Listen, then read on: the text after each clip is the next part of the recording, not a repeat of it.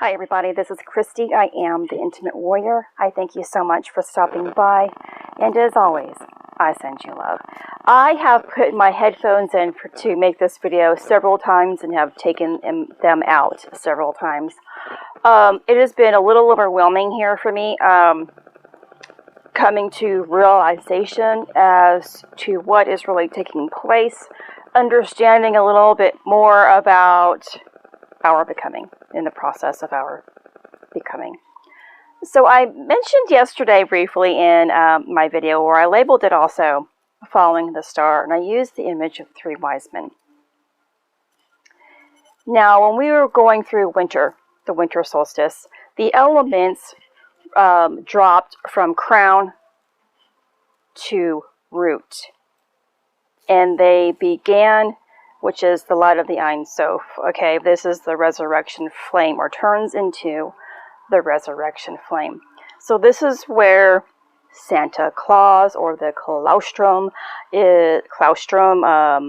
that's produced in the brain, secretes. And Santa Claus comes down the chimney, which signified as the spine, and brings coal. This is the process of turning lead into gold, or coal into diamond. Here we are in the opposite of winter, which of course is spring. The element of spirit is able to flow freely through the doorway. As long as you are in residence of love through the Holy Spirit, the doorway is going to open and be activated.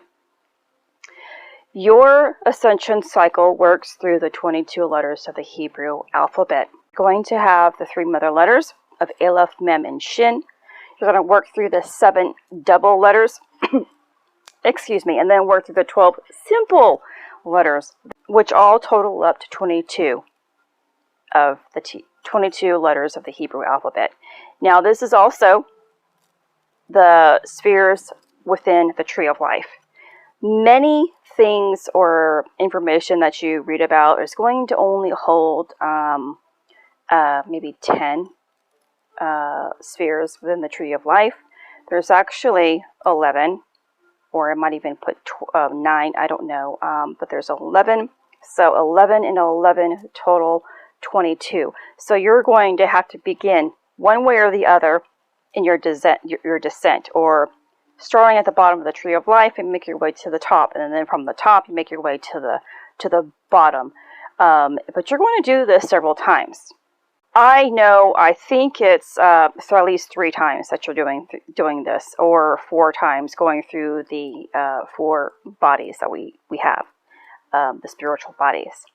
4 times 3 is 12, or even if it's 3 times 3, it's 9. Now, how many times you go through it is up to you.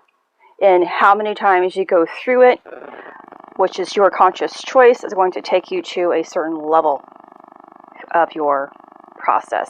Whether or not you're going to make it above the doorway that I am talking about is up to you and your residence of love. And so, following the star that sits at the top, that the 3 wise men, of course, were traveling through. Now, the 3 wise men is going to work in 3 areas of our being, because we're going to have the physical form, you're going to have the emotional form, or spiritual body, you're going to have the mental body. So you have the head, the heart, and the body. You're going to have the 3 elements in complete balance within the womb, the heart, and the mind.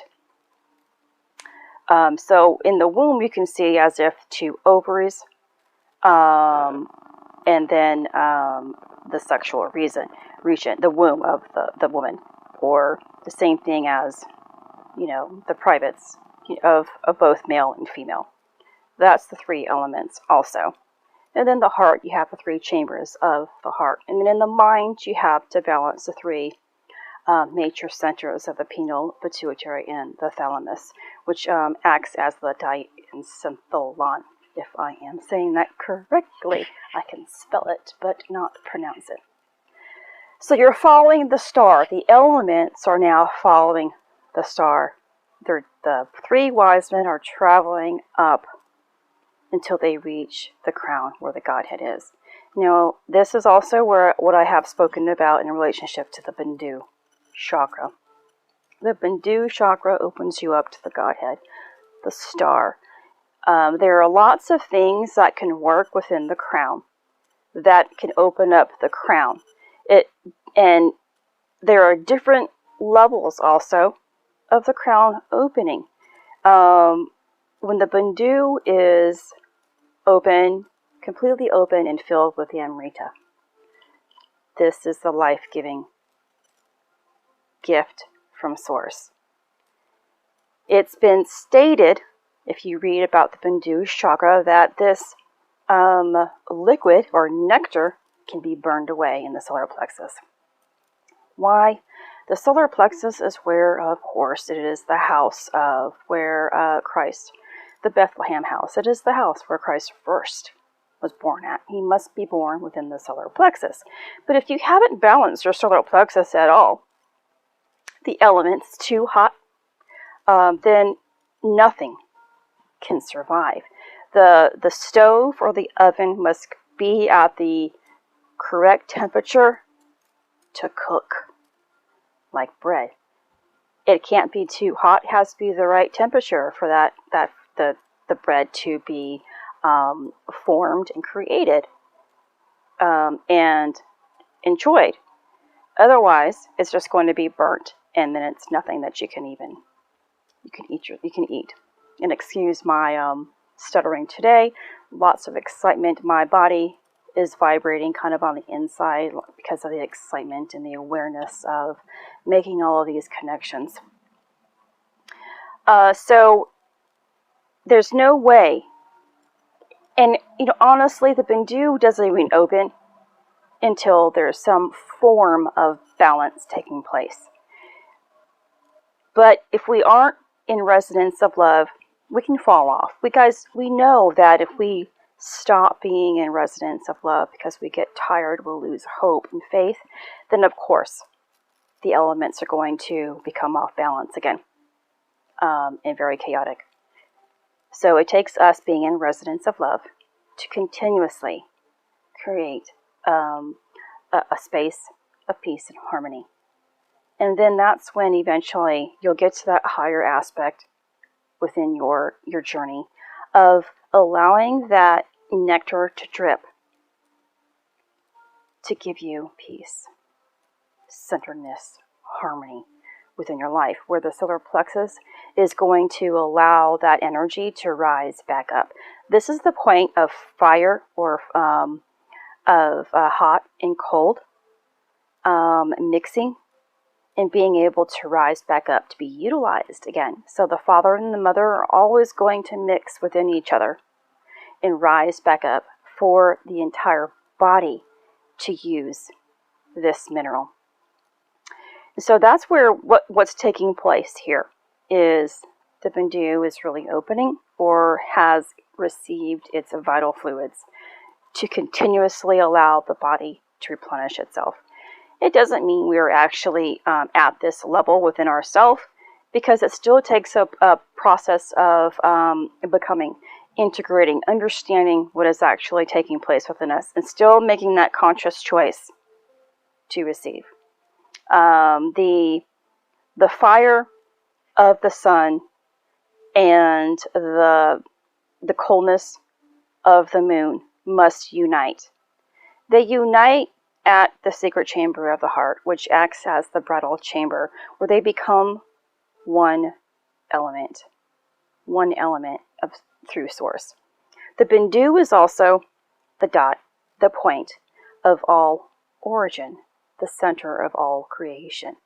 You don't get to the center until you figure out how to get to the center, which means the process of working through the 22 letters of the Hebrew alphabet must be completed. And so, let's see what else I wanted to add to this. Right, and before I I guess, conclude this video here. Why do I always mention the Bible or use the Bible instead of wording it as other, like the Egyptian teachings or anything else? Because, well, of course, the Bandu has nothing to do with Hebrew. It's that is a Sanskrit term, a Hindu term, I believe. But anyway, all of it is the same. The thing is that the Bible speaks about the Jew. Now, this is why I use the Bible. I have always been very attached to the Egyptian times in Egypt. So I understand my deep roots. Creation took place before all of it, though, right? And then the Bible speaks about the Jew being the chosen one. Now, this has nothing to do with where you are born in this, in the United States, or on the planet. It has nothing to do with if you're born in Israel or not, or a pure born Jew. That's false. The pure Jew, or the true Jew, is the one that is pure and born of the seed, the first Adam that was created. You return to the first Adam when you connect to the Godhead, the Bandu, the dot. That is the Yod. That is God's hand in your creation. So I hope that makes sense to you, and it gives you a deeper sense of peace. I know a lot of people are out there who are like, well, she listens to or she teaches the Bible. And it's not about that. It's not about that. I have gone through my process of evolution through all forms of teachings. But I am working with what my higher self, what spirit is guiding me towards all the time. And it's the Hebrew alphabet for my journey. I can't tell you what your journey is going to entail. You must trust in what your journey or what your higher self in the spirit is guiding you towards. And it may take you all over the place, like mine.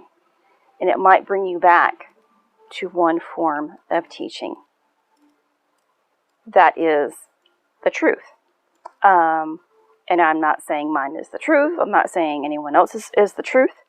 You must discover the truth on your own. But I hope my explanation gives you a little bit of knowledge there. And I will see you guys soon.